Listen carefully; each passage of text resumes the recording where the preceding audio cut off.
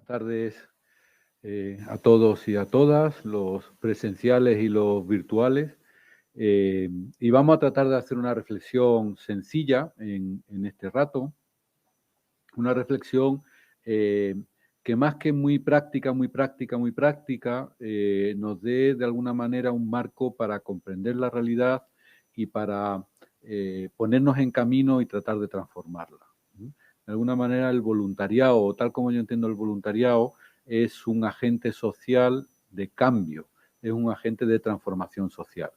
Un voluntariado únicamente de la tarea o únicamente de una actividad muy concreta y muy puntual, pues es algo generoso, es algo a alabar, pero es algo que se queda a medio camino en eso que intentamos desde lo cristiano de transformar la realidad, transformar y construir el reino de Dios aquí en el mundo.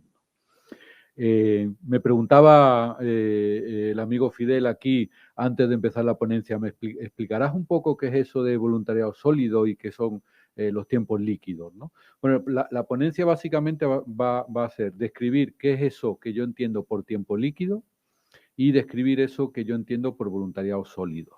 De alguna manera, la hipótesis que manejo es el voluntariado para realmente ser un agente de transformación tiene que ser un agente contracultural. Y contracultural significa ir contra el marco dominante de lo social, de lo económico, de lo antropológico, de lo cultural. Ese es un poco el marco en el que me voy a mover. ¿Y desde dónde? Pues partiendo del tiempo en que vivimos, partiendo que vivimos un tiempo que es un tiempo especial. Y es un tiempo especial no solo por el COVID.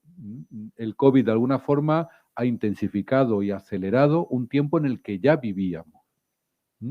El COVID evidentemente es una realidad novedosa que se da sobre una dinámica social que ya existía. ¿Y qué ha hecho? Pues ha hecho acelerar esa dinámica social. Yo pongo un ejemplo muy concreto. ¿Ha cambiado el COVID los mecanismos de desigualdad social? No, lo ha intensificado, lo ha extendido y además lo ha hecho de forma muy acelerada. Pero cuando decimos volver a la normalidad como volver al paraíso, el paraíso de la normalidad era un mundo socialmente injusto. ¿Qué es lo que hace el COVID? Evidentemente acelerar e intensificar. Antes del COVID vivíamos en un mundo ya digital. Vamos a ver algo de eso. Ya éramos un mundo digital. ¿Qué ha pasado con el COVID? Que lo ha intensificado de una manera brutal.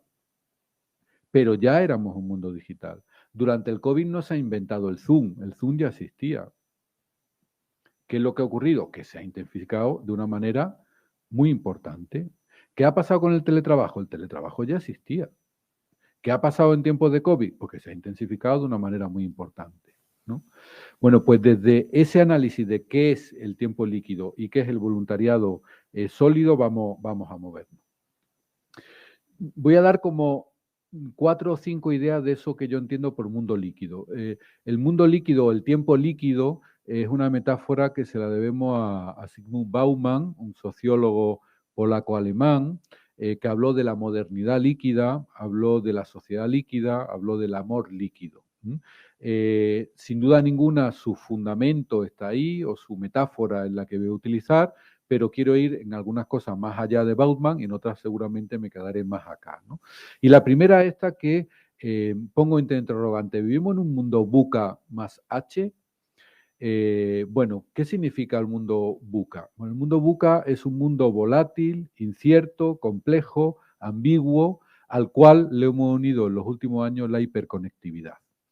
Este concepto de VUCA es un concepto militar del ámbito americano, del Pentágono, que en sus misiones militares hablaba hace algunos años de que los entornos se habían vuelto pues VUCA, ¿no? Y en los últimos años le hemos añadido la H. ¿Qué significa esto? Pues mira, vivimos en un mundo donde la aceleración es constante. Lo que hoy es, mañana ya no es. Lo que mañana es, pasado mañana no será. Y los entornos son absolutamente cambiantes. Y vemos cómo cambian las dinámicas sociales que antes tardaban años y años. Antes hablaba de cambios generacionales y ya lo que se habla de cambios intergeneracionales. Es decir, ya los cambios sociales suceden dentro de la misma generación. Ya cuando hablamos de millennials, estamos hablando que la generación de los millennials han vivido varias transformaciones. Cuando antes una generación, pues vivía una pequeña transformación. Podía, y antes de la modernidad, pues pasaban siglos, pues hasta que entró el primer tractor en España, se estaba con el arado romano durante siglos, ¿no? Y sin embargo ahora la aceleración es absolutamente constante. Dice un sociólogo alemán, Helmut Rosa, que vivimos en un momento de estabilidad dinámica. Él lo hace muy complejo porque los alemanes tienen que hacerlo todo muy complejo, pero pasado al castellano sería, no podemos parar de correr para estar en el mismo sitio. Nos pasamos la vida corriendo para estar en el mismo sitio. Nos pasamos la vida teniendo medidas para estar en el mismo sitio. Nos pasamos la vida tratando de para estar en el mismo sitio. Porque la aceleración del cambio es absolutamente constante y progresiva. Y ese contexto cambia totalmente las relaciones humanas, las relaciones sociales, las relaciones culturales, las relaciones económicas. Esta mañana me decía un chico que está en la universidad, pero tiene un trabajo por las tardes, y me decía, totalmente encantado, me han renovado por 3 meses, qué suerte tengo. Me han renovado por 3 meses, qué suerte tengo. 3 meses. Bueno, pues eso no da para prácticamente nada, pero tengo suerte, porque me han renovado para 3 meses.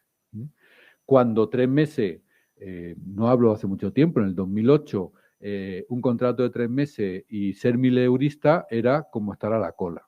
Y hoy ser mileurista y tener un contrato de 3 meses es ser un privilegiado. Bueno, pues las cuestiones cambian muy rápidamente. En segundo, vivimos en un contexto de incertidumbre, de falta de predictibilidad. Me decía hace unos años un chico que estaba en un albergue de personas sin hogar, Seba, lo que puede pasar es que puede pasar cualquier cosa. Y eso lo hemos vivido con el tiempo del COVID. Hemos vivido algo que nadie había tenido capacidad de predecirlo. Pero la crisis del 2008 tampoco la predijo nadie.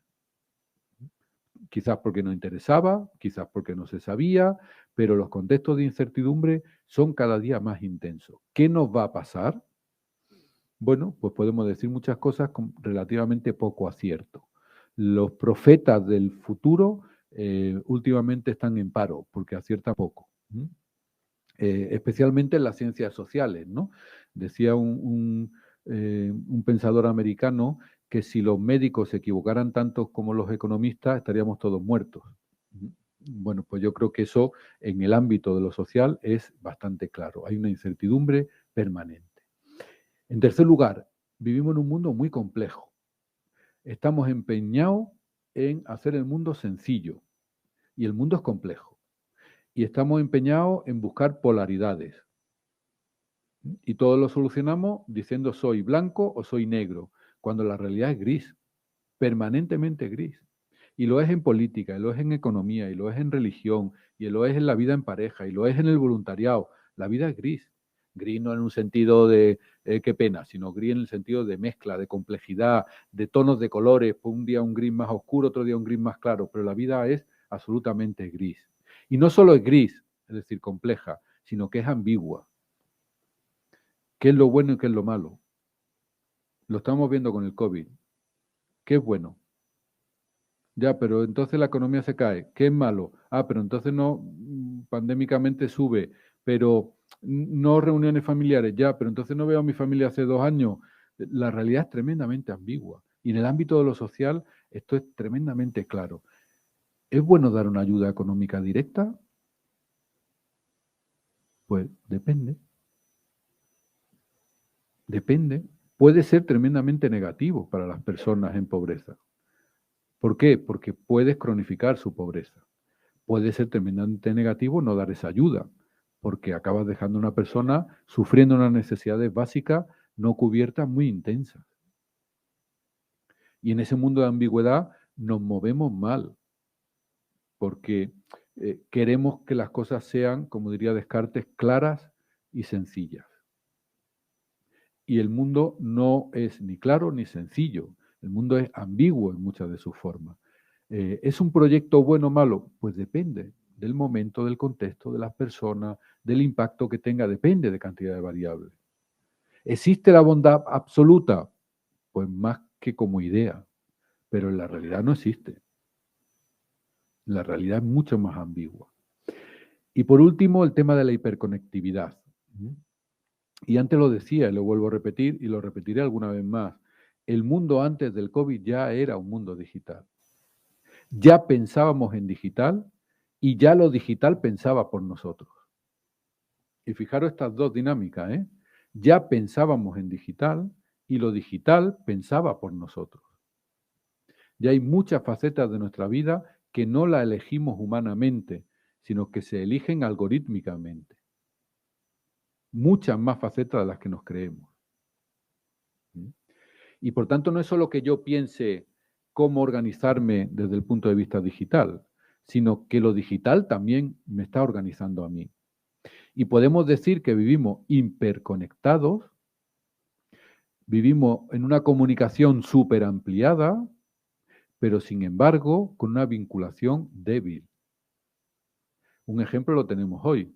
Aquí estamos 5 o 6 personas y por conectado hay como 60. Está muy ampliada la comunicación, tenemos una conexión instantánea muy alta, pero una vinculación mucho más débil. Porque no tiene nada que ver hablar mirando a los ojos que hablar mirando una pantalla. No tiene la misma normatividad hablar mirando a los ojos que mirando una pantalla. Pero si además eso ya no es solo en ámbito de una ponencia, de una clase, del ámbito educativo, sino en el terreno de lo social, es decir, un acompañamiento por pantalla, pues sin duda nos ayuda, pero es totalmente distinto a un acompañamiento cara a cara. Es decir, vivimos, como dice el Papa Francisco en Fratelli Tutti, tremendamente más conectados, que no quiera decir que estamos más vinculados. O dicho de otra manera, estamos muy conectados, lo que no quiere decir que seamos más fraternos. Y esto es una realidad. La transformación digital del mundo que nos hace pensar en digital y que piensa por nosotros, nos lleva a un modo de relación que es también digital. Y eso tiene sus consecuencias, positivas y negativas, pero tiene sus consecuencias. Y en el entorno de esta vida líquida o de esta sociedad líquida tiene consecuencias muy importantes. Yo a mis alumnos muchas veces les digo, pensad lo que significa que una relación acabe por un WhatsApp o acabe en un cara a cara. O pensar, como hace unos días pasaba que en Estados Unidos vía un Skype, una empresa había despedido, y el tono era algo así. Todos los que estéis en esta videollamada sabéis que no vais a continuar en la empresa por falta de productividad y porque no hay beneficios suficientes. Y hubo pues 100 personas o 50, vaya, muchas, no eran 2 o 3, que fueron despedidas por un Teams, por un Skype. Pues evidentemente, ¿cómo se queda esa persona despedida? Evidentemente que te despidan nunca es agradable, pero que te despidan por Skype o te deje el novio o la novia por WhatsApp, tiene WhatsApp. No tiene nada que ver. Y la conexión está. La conexión está. Bueno, pues las relaciones que son menos, digamos, intensas, también tienen esa relación. Claro que hemos tenido con la familia conexiones por Internet, pero no es lo mismo. El mundo digital no es simplemente una herramienta que nos ayuda. El mundo digital es una herramienta que cambia el mundo. Y nos cambia a todos y cada uno de nosotros y de nosotras. En algunos elementos en positivo y en otros en negativo. Bueno, pues primera fotografía de esto del mundo. El mundo líquido o el tiempo líquido, ¿qué es? Pues un tiempo VUCA más H. Es decir, volátil, incierto, complejo, ambiguo e hiperconectado. Y este contexto VUCA afecta al voluntariado de una manera intensa. El voluntariado en su labor se va a encontrar con un mundo volátil en los usuarios, en los proyectos que se hacen, en la cobertura pública, en la publicidad. Se va a encontrar con un mundo incierto, se va a encontrar con un mundo cada día más complejo, cada día más ambiguo, hago bien o hago mal, y que va a tener una base muy importante en la hiperconexión digital. Pues, primer icono. Segundo, desde más la teoría antropológica o ética. ¿Qué significa esto de un tiempo líquido? Pues significa un tiempo en transición, es decir, un it between, que dicen los cursi en inglés. Estamos en un entre.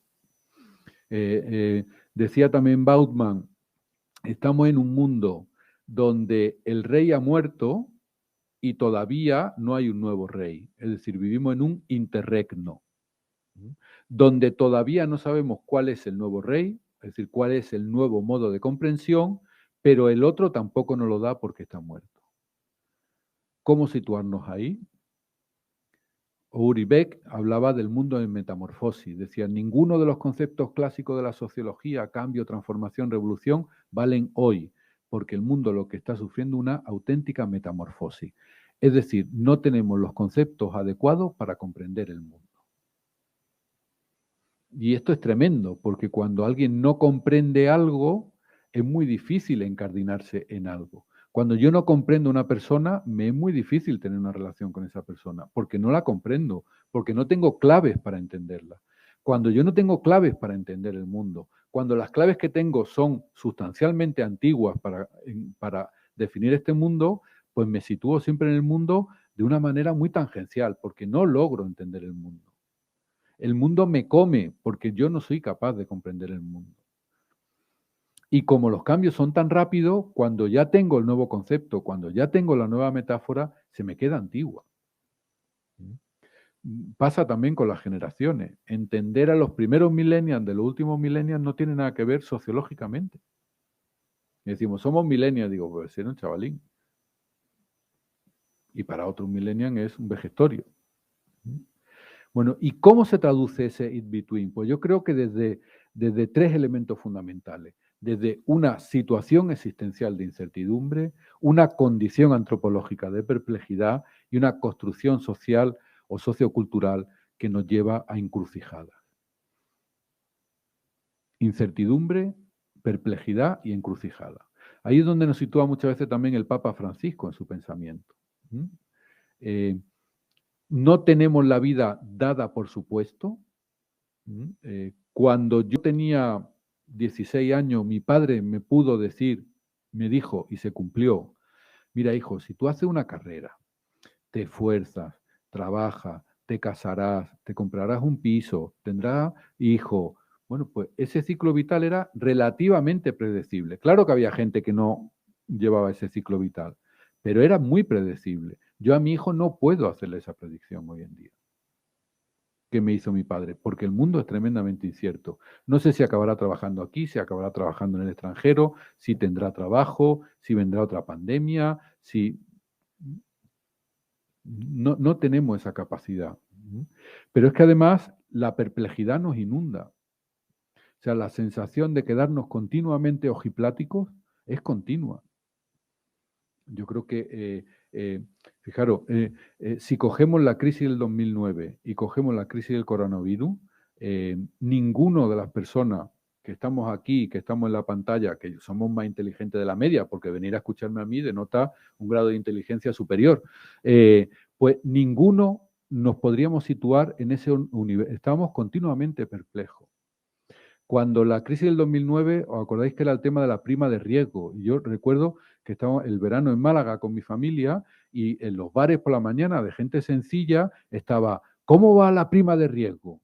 Lo que fuera la prima de riesgo no lo sabíamos ninguno. Pero no, pero está en 100, joder, está subiendo, no intervienen, no intervienen. A ver si baja, que baja, que baja. Que... Y veíamos la curva de la prima de riesgo casi como un partido de fútbol. ¿Qué canasta? O vaya, gol, no, no, tal.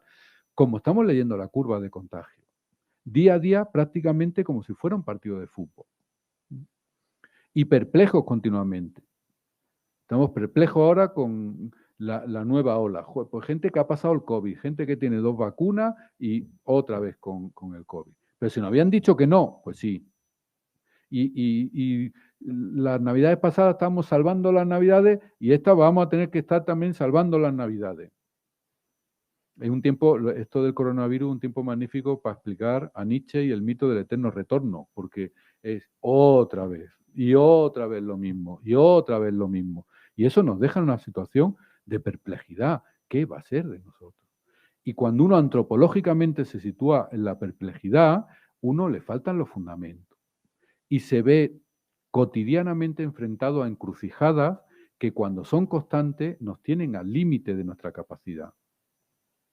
A propósito de la situación con Verónica Forqué, en estos días habría escuchado un montón de datos sobre el tema de salud mental, ¿no? Antes del supuesto suicidio de Verónica Forqué, escuchando la radio, yendo al trabajo, me quedé muy alarmado por una noticia que era que en zona sanitaria de Cataluña, no recuerdo cuál, había subido un 190%, ¿eh?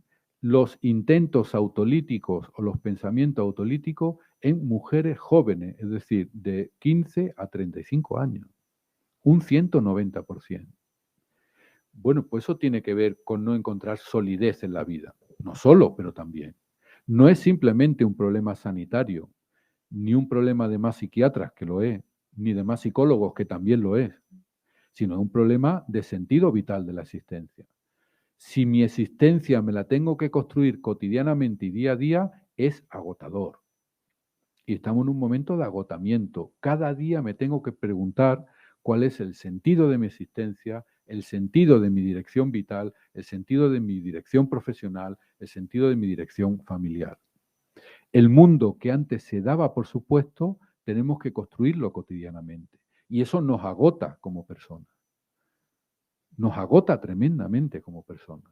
Y se está viendo en el mundo laboral, en el mundo universitario, en el mundo educativo. Estamos cansados. Eso que se llama fatiga pandémica, pues ese agotamiento antropológico y existencial, que mantenido en el tiempo es complejo de mantener.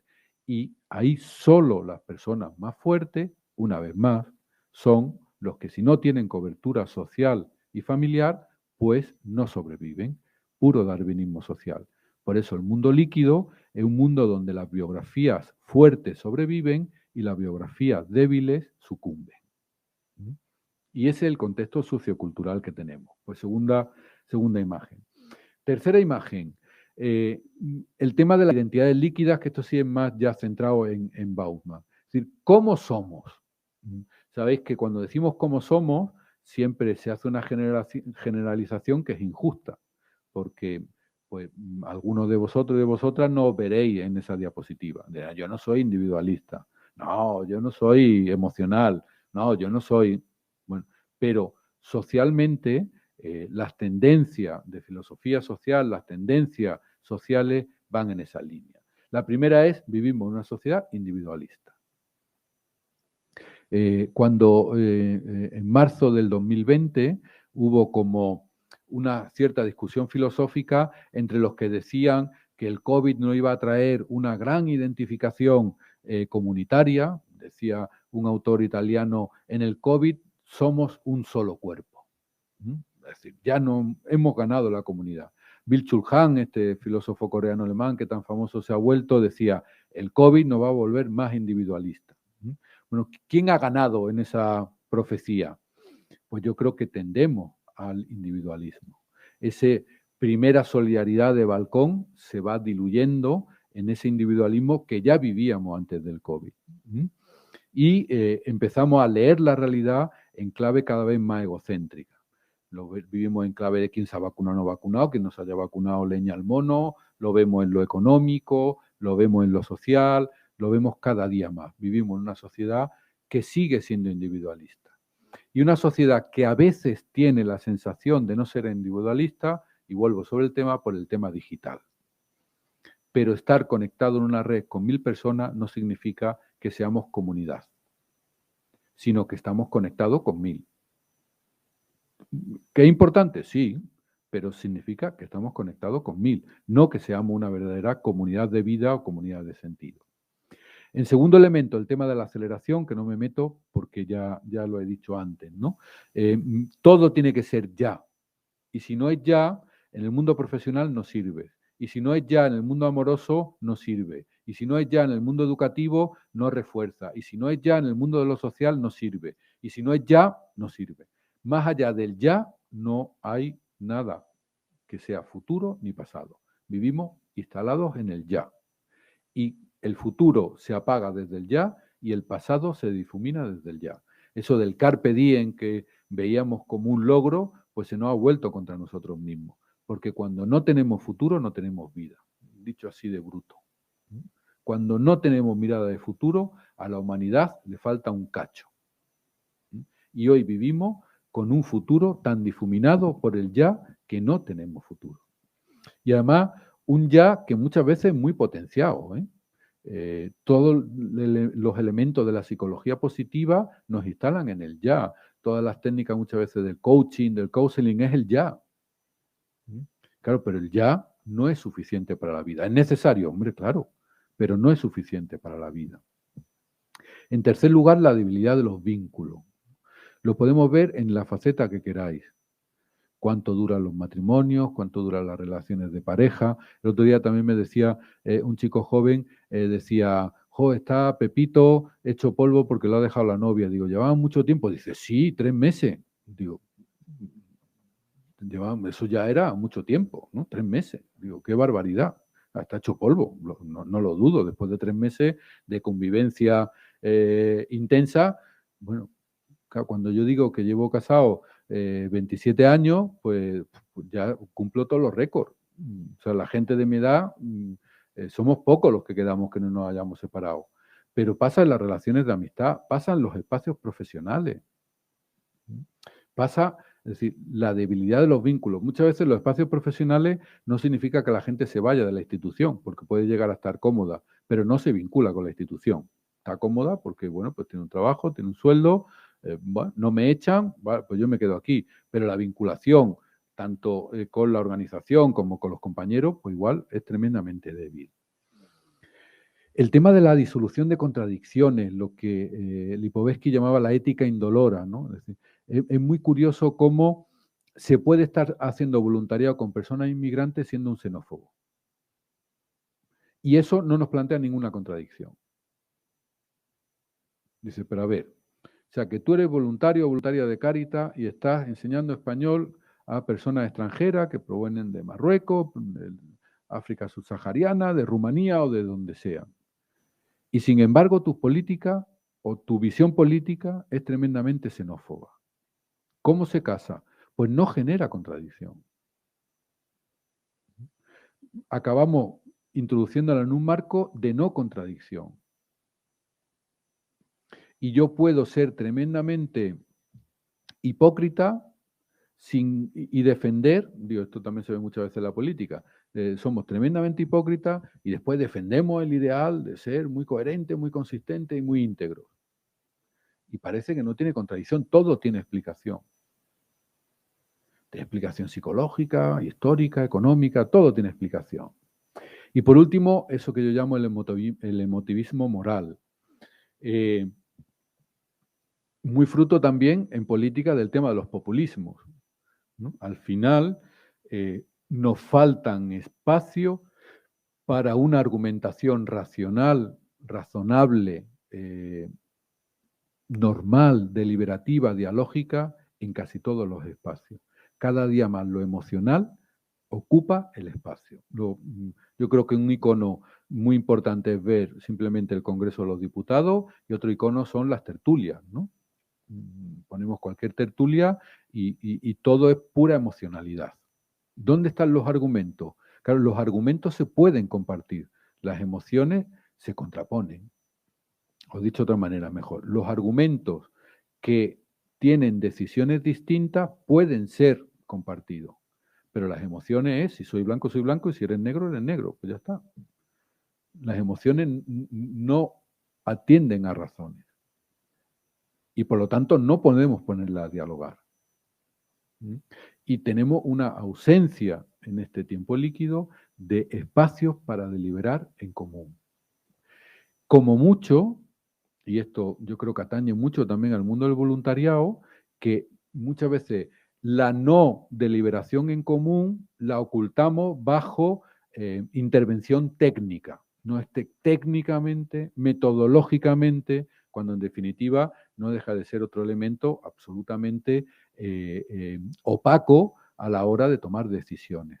La participación, la deliberación, el diálogo es esencial en el mundo de la ética, en el mundo de la política. No puede ser simple, evidentemente toda decisión tiene que estar basada en la ciencia, en la investigación, en lo técnico, pero no solo en ello. Y esto en el campo de la medicina se ve muy claro. Alguien elige no operarse y técnicamente se podría operar, pero elige no operarse. ¿Por qué? Porque no quiere tener ese coste, prefiere quedarse como está. Y la autonomía del paciente, legislativamente hablando y éticamente hablando, le ampara. Tú eres soberano sobre esas decisiones. Ya, pero técnicamente no, pero es que no solo vale lo técnico. Yo tengo que estar informado de lo técnico, pero no solo vale lo técnico. Puesto en la vida cotidiana, yo tengo que estar informado de lo técnico, pero no solo vale lo técnico. Ni en política, ni en el voluntariado, ni en ética, ni en la vida cotidiana en el vecindario.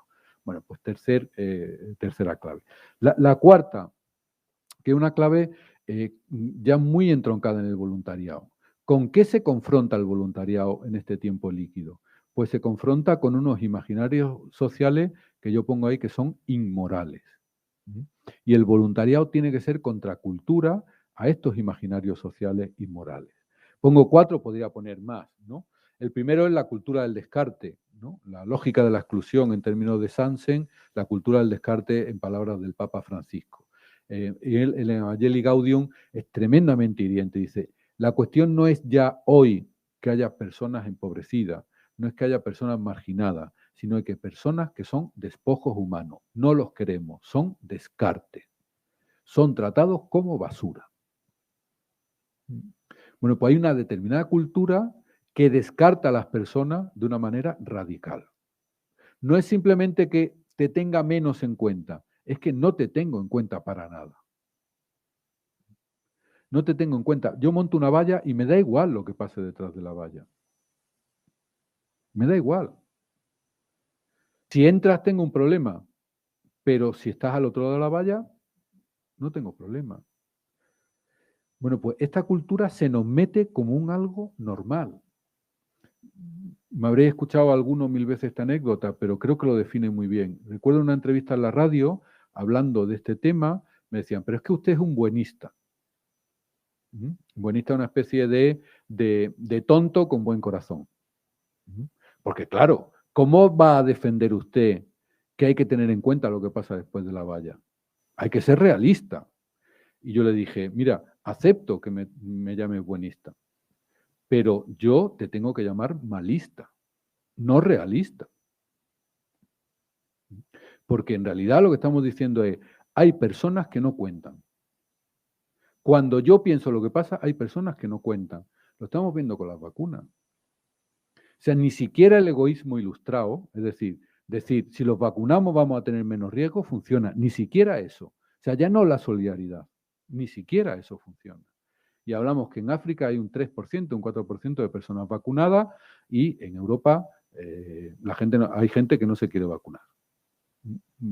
Bueno, cultura del descarte. Y esto está muy introyectado. Y esto lo tenemos en el metro de Madrid, y esto lo tenemos en nuestras calles, y esto lo tenemos en nuestros barrios. Hay personas que no cuentan. Son personas de segunda categoría, no cuentan. Los consideramos que están descartados. El segundo elemento muy unido a esto, lo decía Adorno hablando del holocausto, ¿no? de la Shoah. Decía, no hubiera sido posible el holocausto sin la construcción social de la frialdad, es decir, que cerremos los ojos al sufrimiento de los otros. Cuando tú fabricas una sociedad que se hace inmune al sufrimiento, esa sociedad es capaz de hacer cualquier barbaridad. Decía Adorno, el imperativo ético fundamental es que la barbarie no se repita. Y eso significa que el sufrimiento de los otros cuente, que el sufrimiento del otro sea visibilizado. Porque si enfriamos nuestro corazón al sufrimiento inocente desde ese falso realismo, acabamos cerrando los ojos a la realidad y cualquier barbaridad es posible. Y estamos viendo cómo, por ejemplo, ha sido posible que niños inmigrantes latinoamericanos estuvieran en jaulas en la frontera con México, con Estados Unidos y México. Hemos visto la foto, niños en jaulas. O sea, es que la barbarie es posible. En la visita que ha tenido ahora el Papa a Chipre y a Grecia, hacía una comparación tremendamente compleja, que era entre el Holocausto y los campos de refugiados que está construyendo Europa. Diciendo, oye, cuidado, que la barbarie se repite, que la barbarie está hoy aquí, no está simplemente en el pasado.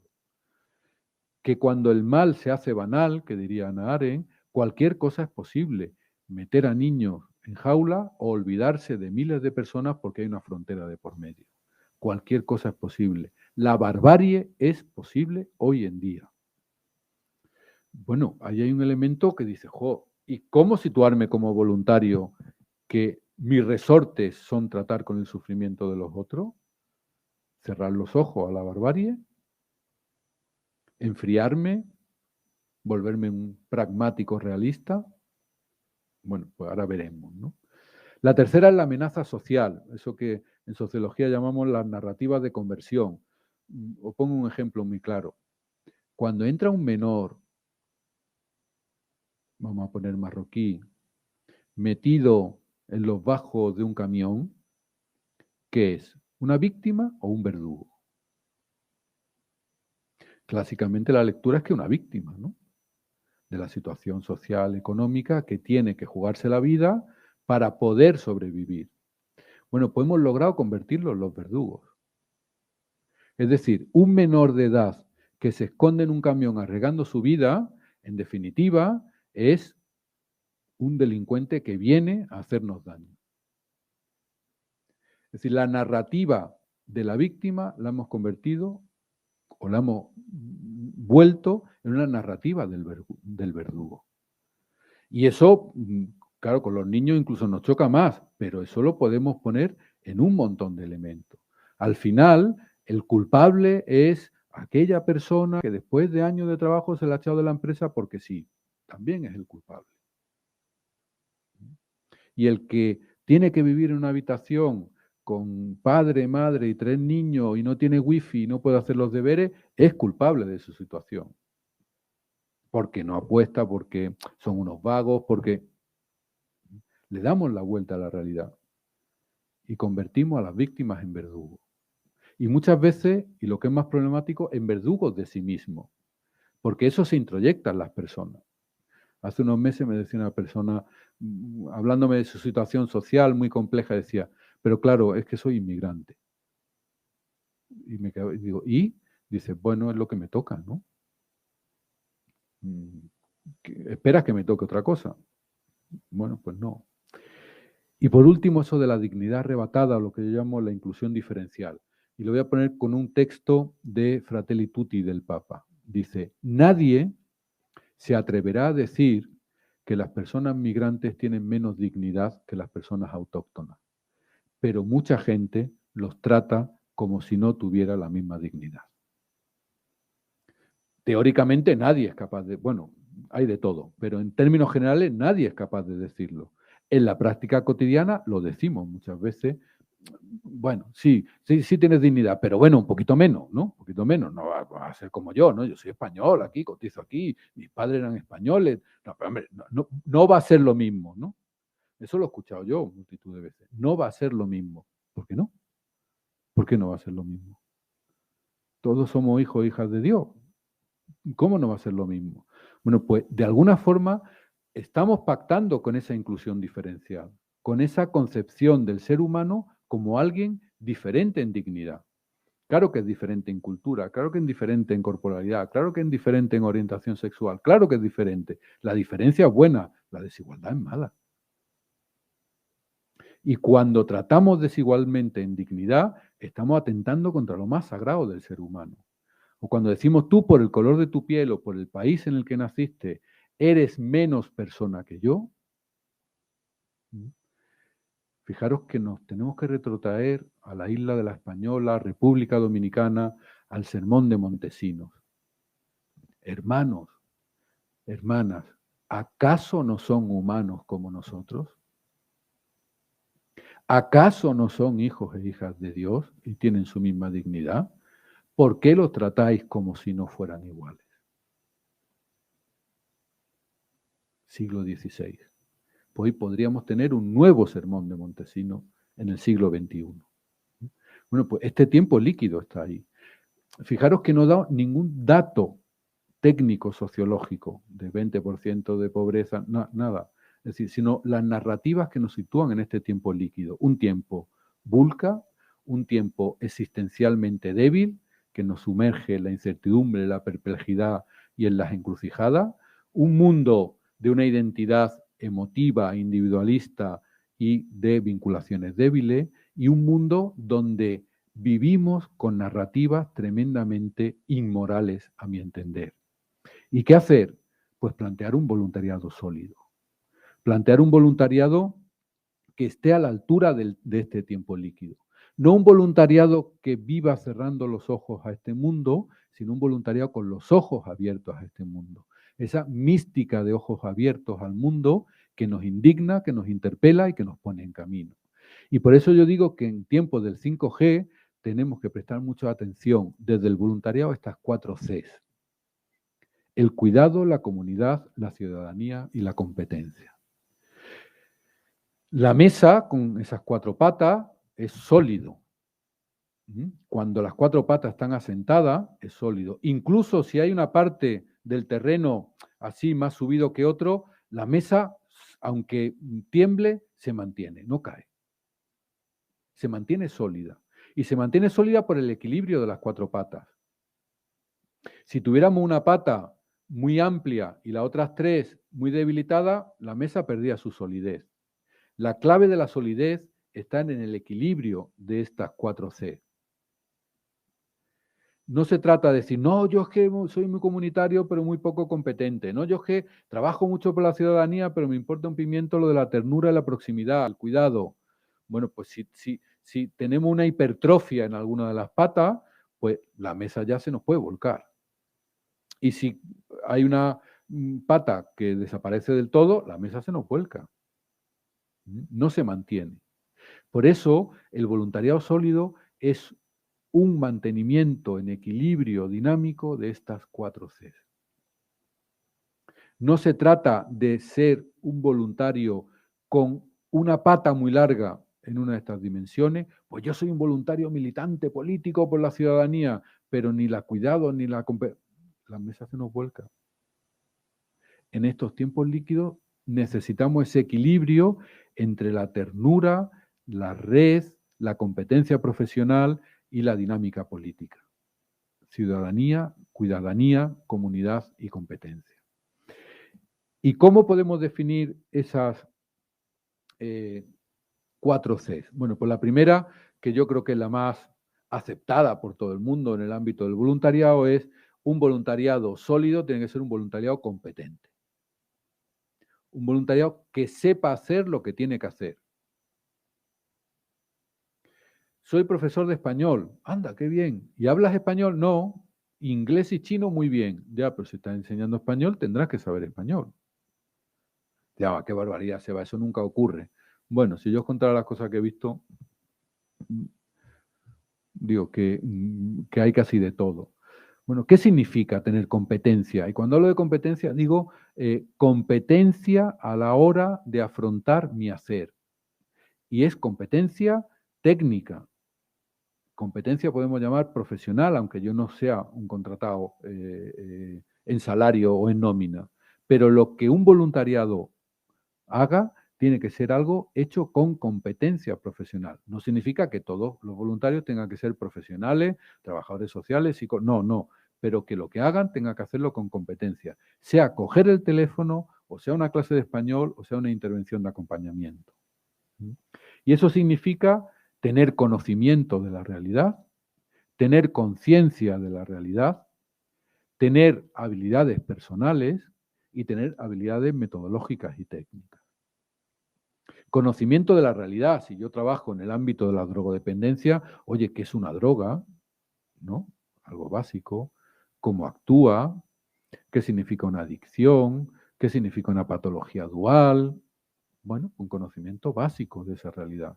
Una conciencia de lo que significa esa realidad, del impacto que tiene en la vida de las personas, de la familia, el impacto que puede tener en la sociedad, el impacto que pueda tener en la salud pública. conocerlo. Oye, yo soy voluntario del ámbito de la dependencia y no sé ni qué es una droga, ni los efectos que tiene, ni el impacto. Pues habrá que hacérselo mirar. Unas mínimas habilidades personales. No, yo es que estoy acompañando a las personas para que tengan compañía, pero yo es que soy tan tímido que no hablo nunca. Bueno, pues verá que una compañía de alguien en silencio también puede ayudar, pero un poco menos a veces, ¿no? Unas mínimas capacidades. ¿Sí? Y unas habilidades técnicas, que no me voy a meter, las que sea en el trabajo, ¿no?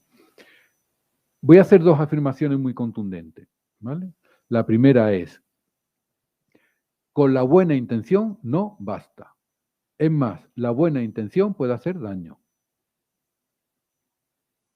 La buena intención puede hacer daño.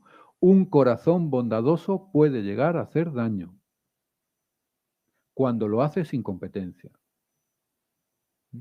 Recuerdo, y esta anécdota me la había escuchado también algunos o algunas, que esto lo dije una vez en una ponencia y no eran estas diócesis, y fue hace años, o sea que no vaya a pillar quién fue, y un vicario pues levantó la mano y dice, pero la bondad, solo con el amor basta. Y yo me había enterado que operaban al vicario ese la semana siguiente, ¿no? Entonces le pregunté, vamos a ver, ¿quién le va a operar a usted? Bueno, pues médico. Digo, ¿por qué no lo opera su madre, que es quien más le quiere en el mundo? ¿A que no nos pondríamos a que nos operase nuestra, bueno, si nuestra madre es cirujana, sí, pero si no lo es, ¿quién nos quiere más que una madre? Nadie, ¿eh?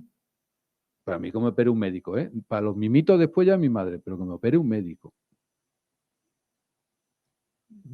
Y es que con buen corazón puedo hacer daño.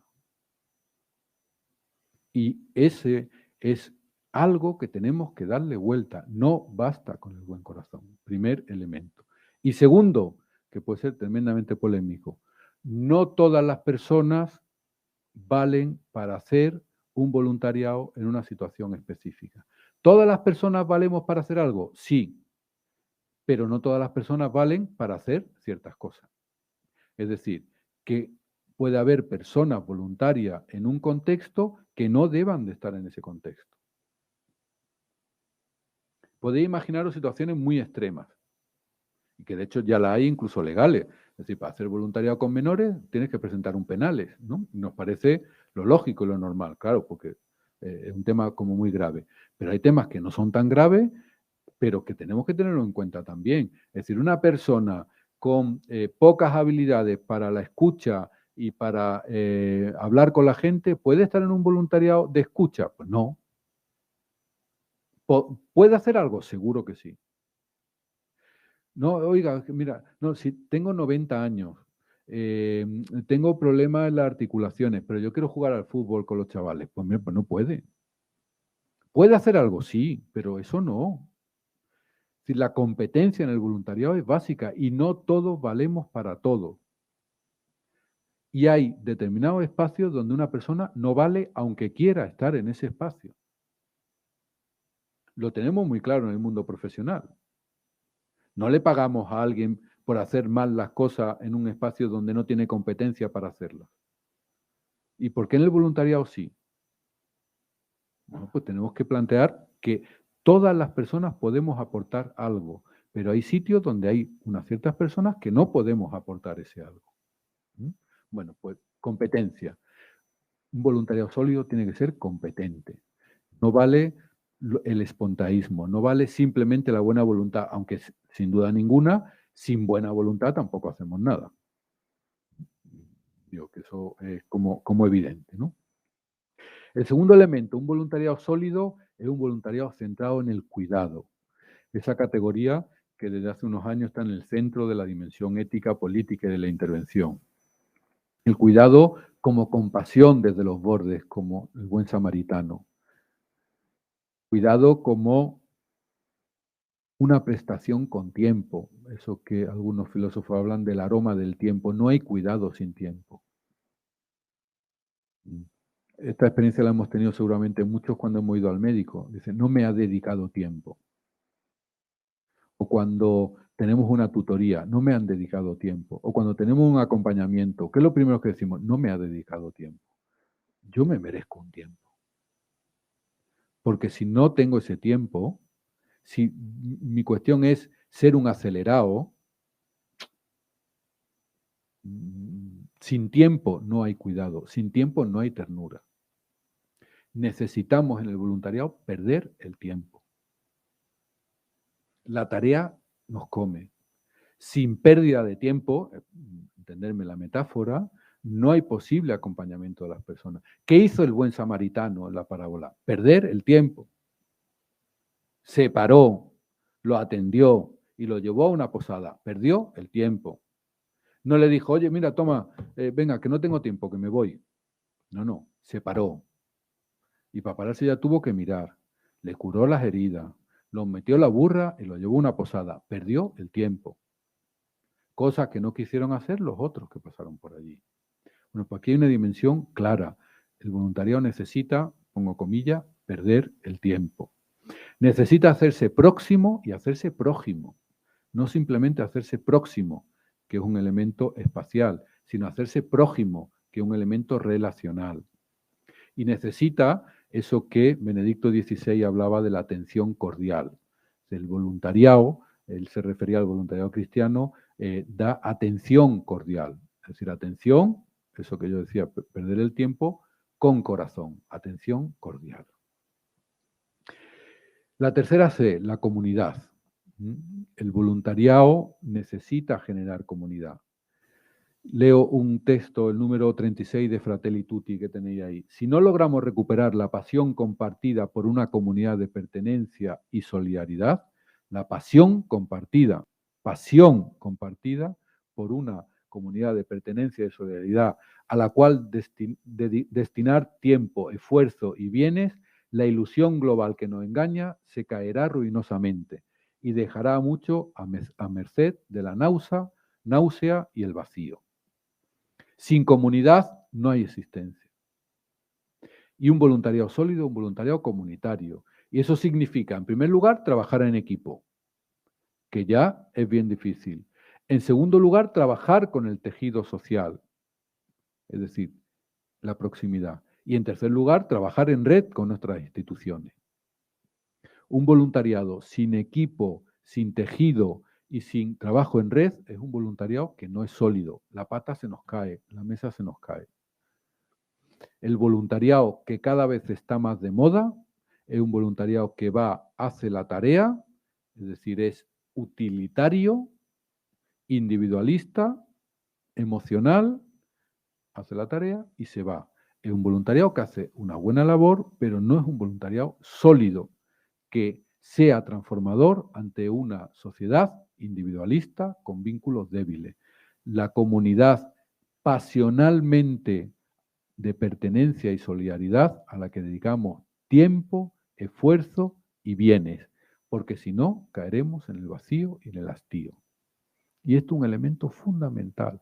Si me preguntara, ¿hay una síntesis, Eva, de todo lo que has dicho? Generemos comunidad. Seamos comunidad. Construyamos comunidad. Nadie nos salvamos solo y nadie salva a nadie. Las personas nos salvamos en comunidad, decía Freire en los años 60. Pues yo creo que aquí una llamada clara y nítida. Y por último, un voluntariado sólido, un voluntariado que trabaja en clave de ciudadanía, es decir, en clave política. Y leo también un número de Fratelli Tutti, porque un individuo puede ayudar a una persona necesitada, pero cuando se une a otros para generar procesos sociales de fraternidad y de justicia para todos, entra en el campo de la más amplia caridad, la caridad política. Un voluntariado sólido, un voluntariado político, sí, político. ¿Los cristianos somos políticos? Sí, hasta la médula, y si no, no somos cristianos. Leer Fratelli Tutti, no lo digo yo. Leer Caritas in Veritate, Benedicto XVI. Leer Pío XII, Caridad Política. Leer Juan Pablo II, Pecado Estructural. ¿El cristiano es político o no es? ¿Qué significa político? Discutámoslo. Evidentemente no significa partidista, pero el cristiano trabaja por el bien común y el bien común es un concepto político y por eso un voluntariado sólido, un voluntariado político, es decir, que participa, se moviliza y genera amistad social y fraternidad universal, como dice el Papa en Fratelli Tutti. Es decir, es un voluntariado implicado en las dinámicas participativas, en las dinámicas de movilización social y en las dinámicas de fraternidad universal como normativo de construcción del bien común. Las 4 patas de un voluntariado sólido: cuidado, ternura, proximidad, proximidad, un voluntariado competente, con capacidad, con habilidades, un voluntariado que genera y construye comunidad y un voluntariado que trabaja en clave de ciudadanía, en clave política. Cuando esas 4 patas están ajustadas, es un voluntariado que no lo mueve una tempestad, porque está asentado en tierra firme. Ahora bien, ese voluntariado necesita resortes y fundamentos para mantenerse firme en una sociedad que tiene implicaciones. Dicho de otra manera, un voluntariado sólido requiere de una fundamentación espiritual sólida. Necesita encontrarse con sus adentros. Para los cristianos es el Evangelio de la Buena Noticia. Para otras confesiones religiosas son sus matrices culturales y religiosas. Y para personas no creyentes, su interioridad. Pero todos necesitamos de ese asiento sólido en una espiritualidad fuerte. No hay sentido de la existencia sin un sentido y una práctica espiritual fuerte. La inteligencia espiritual, vista en clave simplemente psicológica, es clave en este contexto de incertidumbre y en este contexto líquido. Para los cristianos tenemos nuestra tradición espiritual, tradición que tiene como esos 4 núcleos fundamentales. La tradición abrahámica: somos extranjeros perpetuos, estamos en continuo éxodo, estamos en permanente cambio. La tradición samaritana, que nos empuja a esa compasión como energía, mirar a los caminos para atender al herido. La tradición jerusalitana: somos un pueblo, el pueblo de Jerusalén, que una vez muerto Jesús se une. Y la tradición pentecostal: el Espíritu nos sostiene y nos ilumina. Un voluntariado sólido en clave cristiana es un voluntariado pentecostal, jesuitano, samaritano y abrahámico. En éxodo, con la compasión como bandera, con la comunidad y el pueblo como camino y vía, y con el espíritu como fundamento. Porque construir las 4 Cs no se construyen simplemente con cursos de formación y habilidades, sino también con el encuentro con el fondo y lo hondo del ser humano, como diría Santa Teresa. Ir más adentro en la espesura, como nos dice San Juan de la Cruz en el Cántico Espiritual, para poder reencontrarnos en esa competencia, en esa compasión, en esa ciudadanía y en esa cuidadanía. Porque en definitiva, el futuro tenemos que construirlo desde los sueños. Tenemos que ser capaces de reaccionar con un nuevo sueño de fraternidad, de fraternidad y de amistad social, que no se quede solo en palabras. Qué importante es soñar juntos. Los sueños se construyen juntos. Soñemos como una única humanidad. Un voluntariado sólido en tiempos líquidos es un voluntariado que se anclan en los sueños porque ya van siendo realidad. Muchas gracias.